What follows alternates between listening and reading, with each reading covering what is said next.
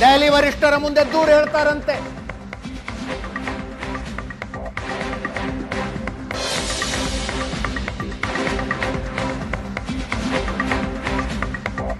ನಮಗಿರುವ ಮಾಹಿತಿಯ ಪ್ರಕಾರ ಕಳೆದ ಸಲವೇ ಸಿದ್ದರಾಮಯ್ಯನವರು ಈ ಬಗ್ಗೆ ಕಂಪ್ಲೇಂಟ್ ಮಾಡಿದ್ರು. ಅದಾದ ನಂತರವೂ ರಣದೀಪ್ ಸಿಂಗ್ ಸುರ್ಜೇವಾಲಾ ಅವರು ಯಥಾ ಪ್ರಕಾರ ಮುಂದುವರೆದಿದ್ದಾರೆ. ಇನ್ಫ್ಯಾಕ್ಟ್ ಇನ್ನೂ ಒಂದು ಹೆಜ್ಜೆ ಮುಂದೋಗಿದ್ದಾರೆ.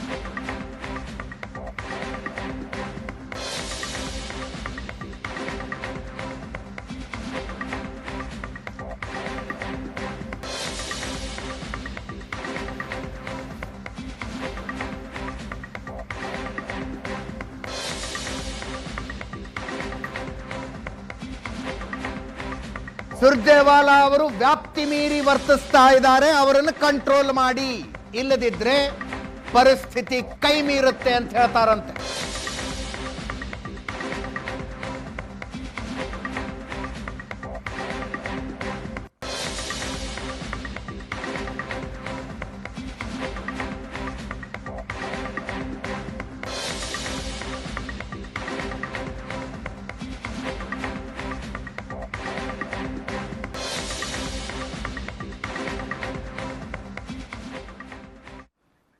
ಒಬಿಸಿ ಸಮಾವೇಶದ ವೇದಿಕೆಯ ಮೇಲೆ ರಾಹುಲ್ ಗಾಂಧಿ ಅವರನ್ನು ಸಿದ್ದರಾಮಯ್ಯನವರು ಭೇಟಿಯಾದರು. ಅಫ್ಕೋರ್ಸ್ ಆ ಭೇಟಿಯ ವೇಳೆ ಇಂಥ ದೂರುಗಳನ್ನು ಹೇಳ್ತಾರೆ ಅನ್ನೋ ನಿರೀಕ್ಷೆ ಮಾಡೋ ಹಾಗಿಲ್ಲ. ಪ್ರತ್ಯೇಕವಾದ ಸಮಯ ಕೇಳ್ತಾ ಇದ್ದಾರೆ. ಸಮಯ ಕೊಟ್ಟರೆ ಡೆಫಿನೆಟ್ಲಿ ಈ ವಿಷಯವೂ ಕೂಡ ಚರ್ಚೆಗೆ ಬರುತ್ತೆ. ನನ್ನ ಕೊಲೀಗ್, ನಮ್ಮ ಪೊಲಿಟಿಕಲ್ ಬ್ಯೂರೋ ಎಡಿಟರ್ ಪ್ರಶಾಂತ್ ನಾತು ನೇರ ಸಂಪರ್ಕದಲ್ಲಿದ್ದಾರೆ. ಜೊತೆಗೆ ಕಾಂಗ್ರೆಸ್ ಬೀಟ್ನ ರಿಪೋರ್ಟರ್ ಮಾರುತೇಶ್ ಇದ್ದಾರೆ. ಪ್ರಶಾಂತ್, ಸ್ಪಷ್ಟವಾಗಿ ತೋರಿಸ್ತಾ ಇದೆ ಬಿರುಕು ಎಷ್ಟು ದೊಡ್ಡದಾಗಿದೆ ಇದು ಅಂತ, ಸಿದ್ದರಾಮಯ್ಯನವರ ಬಣದವರೆಗೂ, ಕೆಪಿಸಿಸಿ ಉಸ್ತುವಾರಿಗಳಿಗೂ. ಅಜಿತ್, ಒಂದು ಕಾಂಗ್ರೆಸ್ ಪಕ್ಷದೊಳಗಿನ ಬಿರುಕು, ಆದರೆ ಇನ್ನೊಂದು ಕಾಂಗ್ರೆಸ್ ಪಕ್ಷದ ಅಥವಾ ಯಾವುದೇ ಪೊಲಿಟಿಕಲ್ ಪಾರ್ಟಿಯ ಜನರಲ್ ಸೆಕ್ರೆಟರಿ ಇನ್ಚಾರ್ಜ್ ಬಂದು ಅಲ್ಲಿ ಸರ್ಕಾರ ಇದೆ ಅನ್ನುವ ಕಾರಣಕ್ಕೋಸ್ಕರ ನೇರವಾಗಿ ಅಧಿಕಾರಿಗಳನ್ನು ಕರೆದು ಮಾತನಾಡಿಸಬಹುದಾ ಅಂತಕ್ಕಂಥದ್ದು ಪ್ರಮುಖವಾಗಿ ಕೇಳಬೇಕಾಗಿರ್ತಕ್ಕಂಥ. ಹೌದು. ಒಂದು ಕಡೆ ಕರ್ನಾಟಕದ ಕ್ಯಾಬಿನೆಟ್ ಏನು ಡಿಸೈಡ್ ಮಾಡಬೇಕು ಅನ್ನೋದನ್ನು ದೆಹಲಿಯಲ್ಲಿ ನಿರ್ಧರಿಸಿ ಮಾಧ್ಯಮದ ಮುಂದೆ ಅನೌನ್ಸ್ ಮಾಡ್ತಾರೆ. ಇನ್ನೊಂದು ಕಡೆ ಅವರು ಬಂದು ಇಲ್ಲಿ ಅಧಿಕಾರಿಗಳ ಜೊತೆಗೆ ಸಭೆ ಮಾಡ್ತಾರೆ ಅಂದರೆ ವಾಟ್ ಈಸ್ ದಿಸ್? ಈಗ ಜಾತಿ ಗಣತಿಯ ಪ್ರಶ್ನೆ ಬಂದಾಗ ಮುಖ್ಯಮಂತ್ರಿ ಸಿದ್ದರಾಮಯ್ಯನವ್ರಿಗೆ ಅತ್ಯಂತ ಪೆಟ್ಟಾಗಿರ್ತಕ್ಕಂಥ ವಿಷಯ ಆಗಿತ್ತು, ಅದು ಒಂದು ಭಾಗ. ಆದರೆ ಜಾತಿ ಗಣತಿಯ ವಿಷಯ ಬಂದಾಗ ಕರ್ನಾಟಕದ ಕ್ಯಾಬಿನೆಟ್ನಲ್ಲಿ ಮರುದಿನ ಏನು ಚರ್ಚೆ ಮಾಡಬೇಕು, ಏನು ನಿರ್ಣಯ ತೆಗೆದುಕೊಳ್ಬೇಕು ಅನ್ನೋದನ್ನು ಕೆ.ಸಿ. ವೇಣುಗೋಪಾಲ್ ಮತ್ತು ರಣದೀಪ್ ಸಿಂಗ್ ಸುರ್ಜೇವಾಲಾ ದಿಲ್ಲಿಯಲ್ಲಿ ಅಕ್ಕಪಕ್ಕ ಮುಖ್ಯಮಂತ್ರಿ ಉಪಮುಖ್ಯಮಂತ್ರಿಗಳನ್ನು ನಿಲ್ಲಿಸ್ಕೊಂಡು ಏನು ಹೇಳಿದರು, ಅದು ಕೂಡ ವ್ಯಾಪಕ ಟೀಕೆಗೊಳಗಾಗಿದೆ. ಹೌದು, demeaning the capacity of the cabinet, ಇದು ಒಂದು ಅಥಾರಿಟಿ ಆಫ್ ದ ಕ್ಯಾಬಿನೆಟ್. ಕಾನ್ಸ್ಟಿಟ್ಯೂಷನಲ್ಲಿ ಇದಕ್ಕೆ ಯಾವುದೇ ರೀತಿಯಾಗಿರ್ತಕ್ಕಂಥ ಅವಕಾಶ ಇಲ್ಲ, ಪ್ರಾವಿಧಾನಗಳೇ ಇಲ್ಲ. ಹೌದು. ಅಟ್ ದ ಸೇಮ್ ಟೈಮ್ ಈಗ ಇದನ್ನು ಹೇಳ್ತಿರೋರು ಯಾರು? ಸಿದ್ದರಾಮಯ್ಯನವರ ಸಂಪುಟದ ಹಿರಿಯ ಸಚಿವರು ಕೆ.ಎನ್. ರಾಜಣ್ಣ ಅಂತ. ಹೌದು. ಅವ್ರು ಹೇಳ್ತಿದ್ದಾರೆ, ನನ್ನ ಇಲಾಖೆಯ ಅಧಿಕಾರಿಗಳನ್ನ ರಣದೀಪ್ ಸಿಂಗ್ ಸುರ್ಜೇವಾಲಾ ಕರೆದಿದ್ರು, ನಾನು ಹೋಗಬೇಡ ಅಂತಕ್ಕಂಥದ್ದನ್ನು ಅವ್ರಿಗೆ ಹೇಳಿದೆ, ಅಧಿಕಾರಿಗಳಿಗೆ ಹೋದರೆ ನಿಮ್ಮ ಮೇಲೆ ಕ್ರಮ ಆಗುತ್ತೆ ಅಂತಕ್ಕಂಥದ್ದನ್ನು ಹೇಳಿದೆ. ಇದು ಸಂವಿಧಾನ ವಿರೋಧಿ ಕೃತ್ಯ ಅಂತ ಯಾರಿಂದ ಬರ್ತಾ ಇದೆ? ಕ್ಯಾಬಿನೆಟ್ನ ಒಬ್ಬ ಹಿರಿಯ ಸಚಿವರಿಂದ, ರಾಜ್ಯದ ಒಬ್ಬ ಹಿರಿಯ ರಾಜಕಾರಣಿಯಿಂದ ಬರ್ತಾ ಇದೆ. ಹೇಗೆ ನನಗನ್ಸುತ್ತೆ ರಣದೀಪ್ ಸಿಂಗ್ ಇದು ಪಕ್ಷದೊಳಗಿನ ಆಂತರಿಕ ಬೆಳವಣಿಗೆ ಮಾತ್ರ ಅಲ್ಲ, ಪಕ್ಷದೊಳಗಿನ ಬಿರುಕಿನ ಬೆಳವಣಿಗೆ ಮಾತ್ರ ಅಲ್ಲ. ಇದರಲ್ಲಿ ಕಾನ್ಸ್ಟಿಟ್ಯೂಷನಲ್ ಪ್ರೊವಿಷನ್ಸ್ ಏನು? Randeep Singh Surjewala is A private person. ಹೌದು. ಅವ್ರಿಗೂ ಮತ್ತು ಅಧಿಕಾರಿಗಳಿಗೂ ಯಾವುದೇ ರೀತಿಯಾಗಿರ್ತಕ್ಕಂಥ ಸಂಬಂಧ ಇಲ್ಲ. ಅವರೇನು ಕೇಂದ್ರದ ಸಚಿವರಲ್ಲ. ಬೇಡಪ್ಪ, ಕೇಂದ್ರದಲ್ಲಿನೋ ವಿರೋಧ ಪಕ್ಷದ ನಾಯಕರಿದ್ದಾರೆ ಅಂತ ಆದರೂ ಅವ್ರ ಅಧಿಕಾರಿಗಳನ್ನು ಕರೆದು ಮಾತನಾಡಿಸ್ತಕ್ಕಂಥ ಅಧಿಕಾರ ಇದೆ. ರಣದೀಪ್ ಸಿಂಗ್ ಸುರ್ಜೇವಾಲಾ ಪಾರ್ಟಿಯ ಇನ್ಚಾರ್ಜ್ ಜನರಲ್ ಸೆಕ್ರೆಟರಿ ಆಗಿ ಯಾವ ಅಥಾರಿಟಿ ಮೇಲೆ ಅಧಿಕಾರಿಗಳನ್ನು ಕರೆದು ಸಭೆ ನಡೆಸಿದ್ರು ಅಂತಕ್ಕಂಥ ಪ್ರಶ್ನೆ 2.5 ವರ್ಷದಲ್ಲಿ 2ನೇ ಬಾರಿ ಕೇಳಲಾಗ್ತಾ ಇದೆ. ಮತ್ತು ಇದು ಯಾವುದೇ ಪಕ್ಷದ ಹೈಕಮಾಂಡ್ಗೆ ಒಳ್ಳೆಯ ಹೆಸರು ತರ್ತಕ್ಕಂಥ ವಿಷಯ ಅಲ್ಲ. ನೀವು ಪ್ರೈವೇಟ್ಲಿ ಎಲ್ಲೋ ಏರ್ಪೋರ್ಟ್ನಲ್ಲಿ ಸಿಕ್ಕರು, ಮಾತನಾಡಿದೆ, ಅಥವಾ ಇವರೇ ದಿಲ್ಲಿಗೆ ಹೋದಾಗ ಅಧಿಕಾರಿಗಳು ಯಾರೋ ಹೋಗಿ ಭೇಟಿಯಾದರು, ಬೇರೆ ಬೇರೆ ಕಾರಣಗಳಿಗೋಸ್ಕರ, ಅದು ಬೇರೆ. ಆದರೆ ಒಂದು ಪರ್ಟಿಕ್ಯುಲರ್ ಇಲಾಖೆಯ ಅಧಿಕಾರಿಗಳನ್ನು ನೀವು ಕರೆದು ಸಭೆ ಮಾಡ್ತೀರಿ ಅಂತಂದರೆ ಯಾಕೆ, ನಿಮ್ಗೆ ಈ ಅಧಿಕಾರ ಎಲ್ಲಿಂದ ಬಂತು ಅಂತಕ್ಕಂಥ ಪ್ರಶ್ನೆ ಉದ್ಭವ ಆಗುತ್ತೆ. ಎರಡನೇದು ನನಗನ್ಸುತ್ತೆ ಅಜಿತ್, ರಣದೀಪ್ ಸಿಂಗ್ ಸುರ್ಜೇವಾಲಾ ವಿರುದ್ಧ ಸಿದ್ದರಾಮಯ್ಯನವರ ಬಣ ಹಂತ ಹಂತವಾಗಿ ಅಟ್ಯಾಕಿಂಗ್ ಮೋಡ್ನಲ್ಲಿದೆ ಅಂತಕ್ಕಂಥದ್ದು ಸ್ಪಷ್ಟವಾಗಿ ಕಾಣ್ತಾ ಇದೆ. ಎಸ್, ಒಂದು, ರಣದೀಪ್ ಸಿಂಗ್ ಸುರ್ಜೇವಾಲಾ ಶಾಸಕರ ಸಭೆಯನ್ನು ಕರೆದ್ರು, ಅಲ್ಲಿ ಮುಖ್ಯಮಂತ್ರಿಗಳನ್ನು ಕರೀಲಿಲ್ಲ, 1-to-1 ಶಾಸಕರ ಸಭೆಗಳನ್ನು ಕರೆದ್ರು.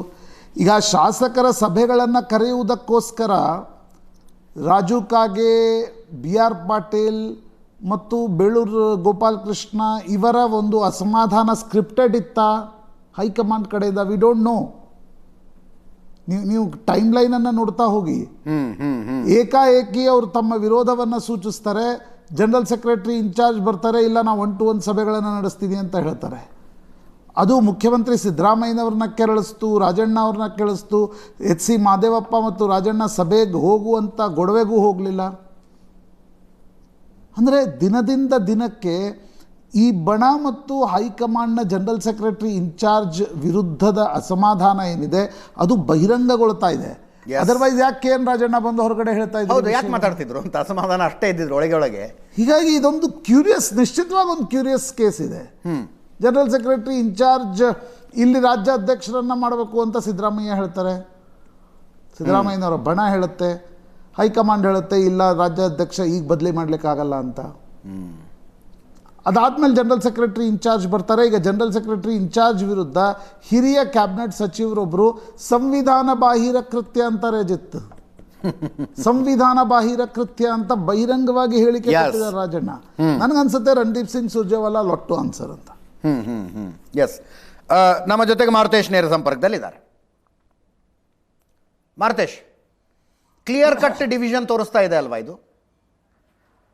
ಸಣ್ಣ ಪ್ರಮಾಣದ ಅಸಮಾಧಾನ ಆಗಿದ್ರು ಒಳಗೆ ಮಾತಾಡ್ಕೋತಾ ಇದ್ರು. KN ರಾಜಣ್ಣ ಅವರು ಬಂದು ಮಾಧ್ಯಮಗಳ ಮುಂದೆ ಮಾತನಾಡೋ ಅವಶ್ಯಕತೆ ಇರಲಿಲ್ಲ. ಅಲ್ಲ, ಈಗ ಸಭೆ ನಡೆಸಿಲ್ಲ ಆ ಥರದ್ದೆಲ್ಲ ಸುಳ್ಳು ಅಂತ ರಾಜಣ್ಣ ಹೇಳ್ಬೋದಾಗಿತ್ತು. ಸಭೆ ಮಾಡಿರುವಂಥದ್ದು ಅಥವಾ ಸಭೆ ಮಾಡೋದು ಸಂವಿಧಾನ ಬಾಹಿರ ಕೃತ್ಯ ಅನ್ನುವಂಥ ಮಾತನ್ನು ಹೇಳಿದ್ದಾರೆ. ಮತ್ತು ಕಾನೂನುಬದ್ಧವಾಗಿ ಅವರಿಗೆ ಅಧಿಕಾರಿಗಳನ್ನು ಕರೆದು ಯಾವುದೇ ಸಭೆ ನಡೆಸುವಂಥ ಹಕ್ಕು ಇಲ್ಲ ಅನ್ನುವಂಥ ಮಾತನ್ನ ರಾಜಣ್ಣ ಅವರು ಬಹಳ ಸ್ಪಷ್ಟವಾಗಿ ಹೇಳಿದ್ದಾರೆ. ನಾವು ಪ್ರಶ್ನೆ ಕೇಳಿದಾಗ ಇಲ್ಲ ಆ ಥರದ್ದು ನಡೆದಿಲ್ಲ, ಅದು ಸುಳ್ಳು ಅಂತ ಹೇಳ್ಬೋದಾಗಿತ್ತು. ಯಾವ ಇಲಾಖೆ ಅಧಿಕಾರಿಗಳನ್ನ ಅವ್ರು ಕರೆಸಿಲ್ಲ, ಕೇವಲ ಶಾಸಕರು ಸಚಿವರುಗಳನ್ನ ಮಾತ್ರ ಕರೆದಿದ್ರು, ಈ ಕ್ಲಾರಿಫಿಕೇಶನ್ ಕೊಡ್ಬೋದಾಗಿತ್ತು. ಆದರೆ ರಾಜಣ್ಣ ಅವರ ಮಾತಿನಲ್ಲಿ ಸಭೆ ನಡೆಸಿರೋದ್ರ ಬಗ್ಗೆ ಸ್ಪಷ್ಟವಾಗಿ, ಅಂದರೆ ನಮ್ಮ ಸುದ್ದಿಗೆ ಪೂರಕವಾಗಿ ರಾಜಣ್ಣ ಅವರ ಅಭಿಪ್ರಾಯ ಕೂಡ ಇತ್ತು ಅನ್ನೋದು ಬಹಳ ಸ್ಪಷ್ಟ. ಆಮೇಲೆ ಸುರ್ಜೇವಾಲಾ ಸಭೆನ ನಡೆಸ್ತಾರೆ, ಸಭೆ ನಡೆಸಲ್ಲ ಅನ್ನುವಂಥದ್ದಕ್ಕೆ ಅವ್ರದ್ದೇ ಒಂದು ಇತಿಹಾಸ ಕೂಡ ಇದೆ. ಈ ಹಿಂದೆ ಇದೇ ಶಾಂಗ್ರಿಲಾ ಹೋಟೆಲ್ನಲ್ಲಿ BBMPಯ ಅಧಿಕಾರಿಗಳ ಜೊತೆಗೆ ಸಭೆ ನಡೆಸಿದ್ದು ವ್ಯಾಪಕ ಟೀಕೆಗೆ ಗುರಿಯಾಗಿತ್ತು. ಅದಕ್ಕೆ ಬರೀ ಉಭಯ ಕುಶಲೋಪರಿಗೋಸ್ಕರ ಬಂದು ಹೋಗಿದ್ರು ಅಂತ ರಾಜಣ್ಣ ತೇಪೆ ಹಚ್ಚುವ ಕೆಲಸ ಮಾಡಿದ್ರು. ಆದರೆ ಸಭೆಯಲ್ಲಿ ಅವರು ಭಾಗಿಯಾಗಿದ್ರು ಅನ್ನುವುದಕ್ಕೆ ಸ್ಪಷ್ಟವಾದಂತಹ ಚಿತ್ರಗಳು ಕೂಡ ಇತ್ತು. ಅದು ಆಮೇಲೆ ಜಮೀರ್ ಅಹಮದ್ ಅವರು ಸೋಷಿಯಲ್ ಮೀಡಿಯಾದಲ್ಲಿ ಹಾಕಿದ ಮೇಲೆ ಅದು ವೈರಲ್ ಆದಮೇಲೆ ಆಮೇಲೆ ಅಲ್ಲಿ ಡಿಲೀಟ್ ಕೂಡ ಮಾಡಿದ್ರು. ಅಂದರೆ ಅವರು ತಪ್ಪಿತಸ್ಥ ಭಾವ ಕಾಡಿದ್ದಕ್ಕೆ ಅದು ಡಿಲೀಟ್ ಆಯಿತು.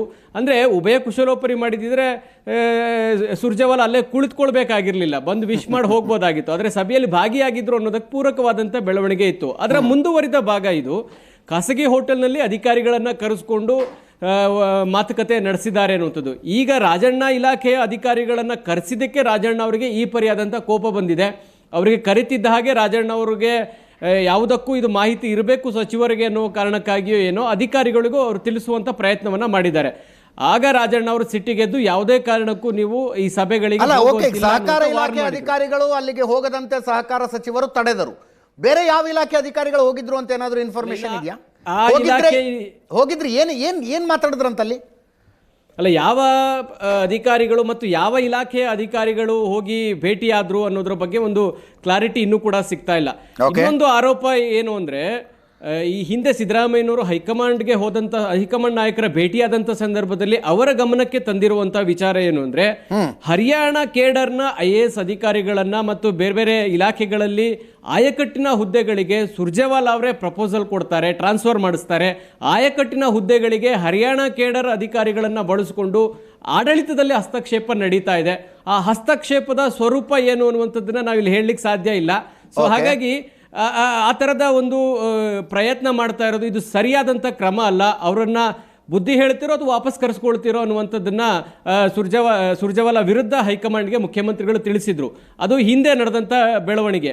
ಸೊ ಈಗ 1-to-1 ಮೀಟಿಂಗ್ ಆದಮೇಲೂ ಕೂಡ ಅಧಿಕಾರಿಗಳನ್ನ ಕರೆದು ಅವರು ಮಾತನಾಡಿರುವಂಥದ್ದು ಯಾವ ಕಾರಣಕ್ಕಾಗಿ ಮತ್ತು ಯಾವ ಇಲಾಖೆ ಅನ್ನೋದ್ರ ಬಗ್ಗೆ ಇನ್ನೂ ಕ್ಲಾರಿಟಿ ಸಿಗ್ತಾ ಇಲ್ಲ.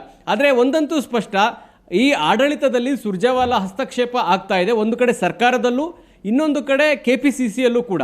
ಯಾಕಂದರೆ ಅದಕ್ಕೊಂದು ಉದಾಹರಣೆ ಹೇಳೋದಾದರೆ KPCCಯಲ್ಲಿ ಗುರಪ್ಪ ನಾಯ್ಡು ಅವರನ್ನ ಮಹಿಳೆ ಮೇಲೆ ಲೈಂಗಿಕ ದೌರ್ಜನ್ಯ ಎಸಗಿದ್ರು ಅನ್ನುವ ಕಾರಣಕ್ಕಾಗಿ ಶಿಸ್ತು ಸಮಿತಿಯ ತೀರ್ಮಾನದಂತೆ ಅವರನ್ನು ವಾಪಸ್ ಅಂದರೆ ಅಮಾನತು ಮಾಡಿದ್ರು.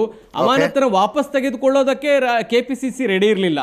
ಹೈಕಮಾಂಡ್ನಿಂದ ಸೂಚನೆ ಬಂತು, ಸುರ್ಜೇವಾಲಾ ಅವರಿಂದ ಸೂಚನೆ ಬಂತು, ಇವರನ್ನು ವಾಪಸ್ ತಗೊಳ್ಬೇಕು ಅಂತೇಳಿ ಅದನ್ನು ರಿವೋಕ್ ಮಾಡುವಂಥ ಕೆಲಸವನ್ನು KPCC ಅನಿವಾರ್ಯವಾಗಿ ಮಾಡಬೇಕಾಯಿತು. ಅಂದರೆ ಇಲ್ಲಿನ KPCC ನಿರ್ಧಾರಕ್ಕೂ ಕೂಡ ಉಸ್ತುವಾರಿ ಹತ್ರ ಬೆಲೆ ಇಲ್ಲ. ಇಲ್ಲಿನ KPCC ನಿರ್ಧಾರಕ್ಕೂ ಕೂಡ ಅವರು ತಲೆ ಕೆಡಿಸ್ಕೊಳ್ಳಲ್ಲ ಅನ್ನುವಂಥದ್ದು ಕೂಡ ಆ ಒಂದು ಘಟನೆಯಿಂದ ಸ್ಪಷ್ಟವಾಗ್ತದೆ. ಅಂದರೆ ಪಕ್ಷದಲ್ಲೂ ಕೂಡ ಅವರು ಹಸ್ತಕ್ಷೇಪ ಆಸ್ ವೆಲ್ ಉಸ್ತುವಾರಿ ಆಗಿರತಕ್ಕಂಥವ್ರ ಕೆಲಸ ಏನಾಗ್ತಾ ಇದೆ, ಏನಿಲ್ಲ, ಏನು ಮಾಡಬೇಕು ಅನ್ನೋದ್ರ ಕುರಿತಾಗಿ ಒಂದು ರೀತಿ ಮಧ್ಯವರ್ತಿಯಾಗಿ ಕೆಲಸ ಮಾಡಬೇಕು. ತಾವೇ ಅಧಿಕಾರವನ್ನು ಚಲಾಯಿಸೋದಕ್ಕೆ ಮುಂದಾಗಬಾರ್ದು. ಆದರೆ ಇಲ್ಲಿ ಸರ್ಕಾರದಲ್ಲೂ ಅದು ನಡೀತಾ ಇದೆ, KPCCಯಲ್ಲೂ ಅದು ಕೂಡ ನಡೀತಾ ಇದೆ. ಈ ಕಾರಣಕ್ಕಾಗಿ ಬಹುಶಃ ಸುರ್ಜೇವಾಲಾ ಅವರ ಮುಂದೆ ಈ ಥರದ ವ್ಯಾಪಕ ಆಕ್ರೋಶ ವ್ಯಕ್ತವಾಗಲಿಕ್ಕೆ ಕಾರಣ. ಆ ಹಿನ್ನೆಲೆಯಲ್ಲಿ ರಾಜಣ್ಣ ಸೇರಿದಂತೆ ಕೆಲ ಸಚಿವರು ಈಗ ದೆಹಲಿಗೆ ಹೋಗಿರುವಂಥ ಮುಖ್ಯಮಂತ್ರಿಗಳ ಮುಂದೆ ನೀವು ಇದನ್ನು ಹೈಕಮಾಂಡ್ ಗಮನಕ್ಕೆ ತನ್ನಿ. ಯಾಕಂದರೆ ಅಧಿಕಾರಿಗಳನ್ನು ಕರೆದು ಸಭೆ ನಡೆಸುವಂಥ ಹಕ್ಕು ಯಾರಿಗೂ ಇಲ್ಲ, ಅಂದರೆ ಉಸ್ತುವಾರಿಗಳಿಗೆ ಇಲ್ಲ. ಆಮೇಲೆ ಆ ಥರದ ಸಂವಿಧಾನದ ದತ್ತವಾದಂಥ ಅಧಿಕಾರ ಕೂಡ ಇಲ್ಲ. ಈ ಹಿಂದೆ ಇದರ ಬಗ್ಗೆ ವ್ಯಾಪಕವಾಗಿ ಟೀಕೆಗಳು ವ್ಯಕ್ತವಾಗಿದೆ. ಅವರು ಸಭೆ ನಡೆಸ್ತಾ ಇರುವಂಥದ್ದೇ ವಿಪಕ್ಷಗಳಿಗೆ ಆಹಾರ ಆಗಿದೆ. ಶಾಸಕರ ಮತ್ತು ಸಚಿವರ ಸಭೆ ನಡೆಸ್ತಾ ಇರುವಂಥದ್ದು, ಕ್ಯಾಬಿನೆಟ್ ಕೂಡ ಅವ್ರ ನೇತೃತ್ವದಲ್ಲೇ ನಡೆಸ್ತಾರಾ ಅಂತ ವಿಪಕ್ಷಗಳು ಕೇಳ್ತಾ ಇದ್ದಾವೆ. ಹೀಗಾಗಿ ಇಂಥ ಕೃತ್ಯಗಳಿಗೆ ಅಥವಾ ಇಂಥ ನಡವಳಿಕೆಗಳಿಗೆ, ಇಂಥ ಸೂಪರ್ CM ನಡವಳಿಕೆಗಳಿಗೆ ಬ್ರೇಕ್ ಹಾಕದೇ ಇದ್ದರೆ ಇದೇ ನಮಗೆ ದೊಡ್ಡ ಡ್ಯಾಮೇಜನ್ನು ಸೃಷ್ಟಿ ಮಾಡ್ತದೆ. ಅಧಿಕಾರಿಗಳು ನಮ್ಮ ಮಾತು ಕೇಳದೆ ಸುರ್ಜೇವಾಲಾ ಹೇಳಿದ್ರೆ ಕೇಳೋಣ ಅನ್ನುವಂಥ ಪರಿಸ್ಥಿತಿಗೆ ಹೋದರೆ ಕಷ್ಟ ಆಗುತ್ತೆ. ಇದನ್ನು ಹೈಕಮಾಂಡ್ ಗಮನಕ್ಕೆ ತನ್ನಿ ಅಂತೇಳಿ ರಾಜಣ್ಣ ಸೇರಿದಂತೆ ಕೆಲ ಹಿರಿಯ ಸಚಿವರು CM ಮುಂದೆ ತಮ್ಮ ಅಹವಾಲನ್ನು ಸಲ್ಲಿಸಿದರು. ಪ್ರಶಾಂತ್, ಶಾಸಕರು ಸಚಿವರುಗಳ ಜೊತೆ ಸಭೆ ನಡೆಸಿದಾಗಲೂ ಈ ಟೀಮಿಗೆ ಅಸಮಾಧಾನ ಇತ್ತು. ಅವಾಗಲೂ ನಾವು ಚರ್ಚೆ ಮಾಡಿದ್ವಿ, ಹೈಕಮಾಂಡ್ ಓಕೆ ಅನ್ನದೆ ಮಾಡ್ತಾರೇನ್ರಿ ಇದನ್ನು ಅಂತ. ದೆಹಲಿಯಿಂದ ನೀವು ಮಾಡಿ ಪರವಾಗಿಲ್ಲ ಅಂತ ಪರ್ಮಿಷನ್ ಕೊಟ್ಟಿರ್ತಾರೆ, ಆವಾಗಲೇ ಮಾಡೋದಕ್ಕಾಗೋದು. ಇದೇನು ರಣದೀಪ್ ಸಿಂಗ್ ಸುರ್ಜೇವಾಲಾ ಅವರು ವೈಯಕ್ತಿಕವಾಗಿ ಒಬ್ಬರೇ ನಿರ್ಧಾರ ತಗೊಂಡಾಗ ಆಗಿದ್ದಲ್ಲ ಅಂತ ಅಧಿಕಾರಿಗಳ ಸಭೆಗೆ. ಅದೇ ಶಾಸಕರು ಮತ್ತು ಸಚಿವರ ಸಭೆಗಳನ್ನು ನಿಶ್ಚಿತವಾಗಿ ಹೈಕಮಾಂಡ್ ಹೇಳಿರುತ್ತೆ, ಹೋಗಿ ನೀವು 1-to-1 ಸಭೆಗಳನ್ನು ನಡೆಸಿ ಒಂದಿಷ್ಟು ಏನೇನಿದೆ ಅದನ್ನು ಬಗೆಹರಿಸಿ ರಿಪೋರ್ಟ್ ತನ್ನಿ ಅಂತಕ್ಕಂಥ. ಹೌದು, ಆದರೆ ಯಾವ ಹೈಕಮಾಂಡ್ ಅಧಿಕಾರಿಗಳ ಜೊತೆ ಸಭೆ ನಡೆಸಿ ಅಂತಕ್ಕಂಥದ್ದನ್ನು ಹೇಳುತ್ತೆ? ಅಲ್ಲ, ಮತ್ತೆ ಹೆಂಗೆ, ಯಾವ ಧೈರ್ಯದ ಮೇಲೆ ಮಾಡ್ತಾರೆ ಇವರು? ಅದು ಅಲ್ಲೇ ಪ್ರಶ್ನೆ ಇರ್ತಕ್ಕಂಥದ್ದು.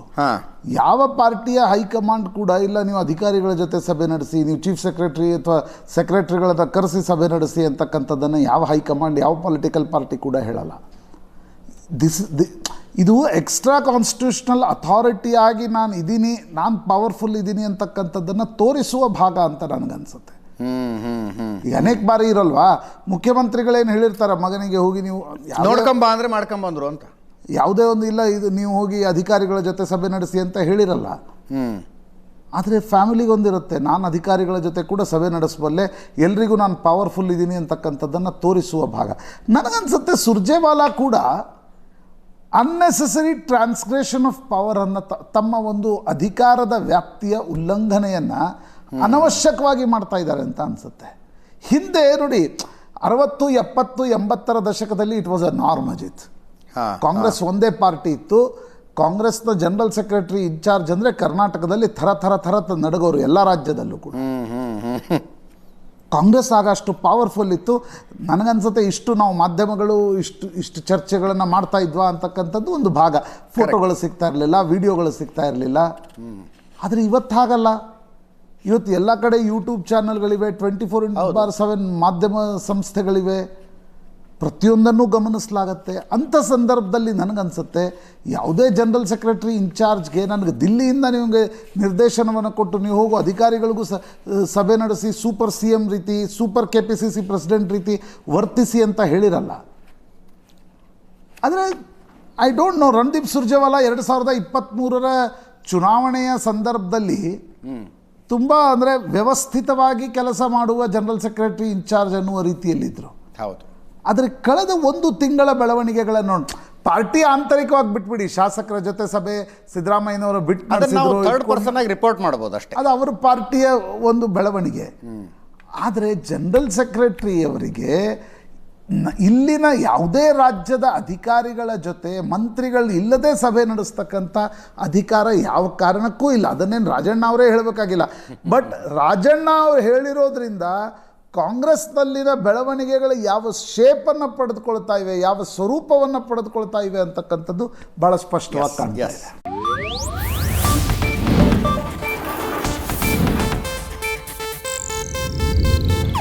ಇದು ಏಷ್ಯಾನೆಟ್ ನ್ಯೂಸ್ ನೆಟ್ವರ್ಕ್ ಪ್ರಸ್ತುತಿ.